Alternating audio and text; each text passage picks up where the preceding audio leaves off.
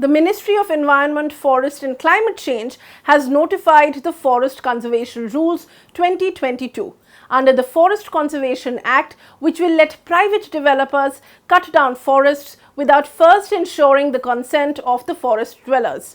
In this episode of The Wire Explains, we break down what this move will mean for India's forests and its indigenous communities. The Forest Conservation Rules 2022, which fall under the ambit of the Forest Conservation Act, were notified on the 28th of June this year and are scheduled to be taken up by the Parliament during the ongoing monsoon session. Ever since the notification was made public, the rules have sparked a row, with experts terming the amendments a body blow to India's forest protection laws. According to the new regulations, the union government can permit the clearance of the forest without first informing its own residents. The guidelines state that it is now the responsibility of the state governments to ensure that the scheduled tribes have access to their customary forest lands. Earlier, the union government was required to verify the consent of the forest dwellers and ensure the recognition of their rights over the forest before private projects could be approved. But now, the handover of the forest can be approved and the centre can collect payment for compensatory afforestation from the private developer even before the state government ensures the consent of the forest dwellers. The Forest Rights Act of 2006 requires governments to seek free, prior and informed consent of forest dwellers before allowing a project on their traditional lands. Experts have termed the new move as one that reduces the power of the Gram Sabhas, improves the ease of doing business, and also concentrates the power in the forest bureaucracy seeking to override forest protection laws. We spoke to Manju Menon, an expert on environmental justice, to understand this. The forest conservation rules have brought up is this removal of the Gram Sabha consent for projects that require forest land. This consent was a requirement even in the forest conservation rules of 2016, and the Environment Ministry themselves had accepted that this was an important part of the procedural aspects of the Forest Conservation Act. Unfortunately, this consent process has been removed, and because of this, the available protection to communities who have either gained forest rights or forest titles, or who are in the process of making these claims under the Forest Rights Act, those will be seriously affected, because communities will not have an opportunity to know which forest areas are actually being diverted for developmental projects. So the removal of this consent clause actually will make the task of protecting rights of forest dependent communities a very uphill and challenging task.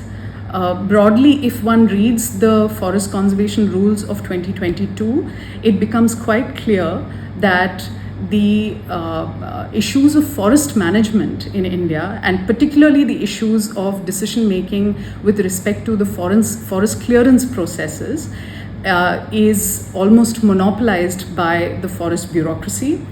This actually is a huge problem in this day and age where we are dealing with the impacts of climate change, and forests play a very important role in this process.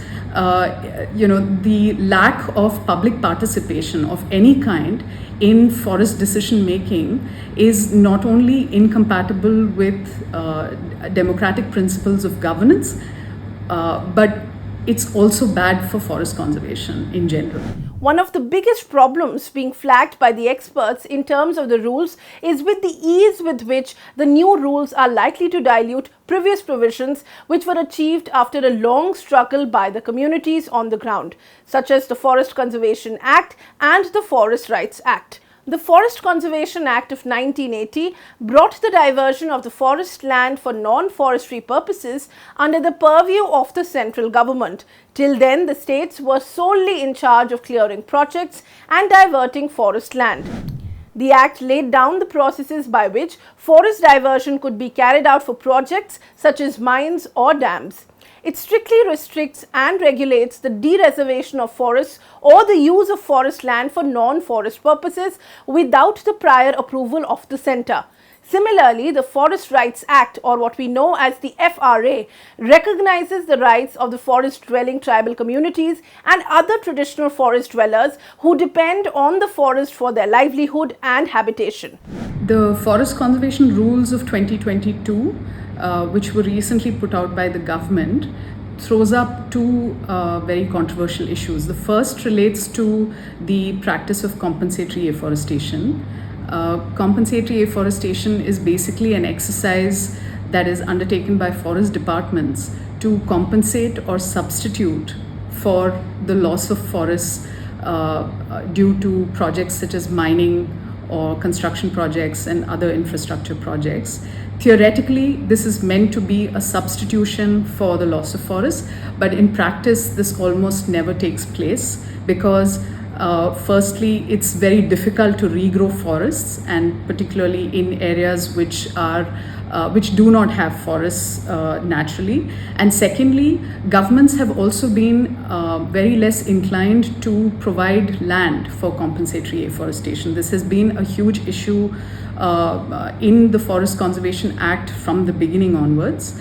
Now, what these rules try to do is the government is trying to facilitate the undertaking of compensatory afforestation by providing different sorts of schemes.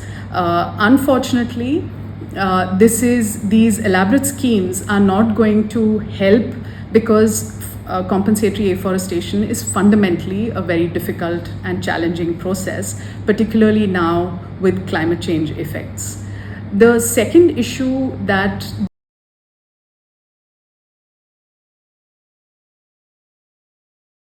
The wire के और videos देखने के लिए subscribe करें और bell icon पर click करें। स्वतंत्र पत्रकारिता की आर्थिक मदद करने के लिए डिस्क्रिप्शन में दिए गए लिंक पर जाएं और अपनी राशि चुनें।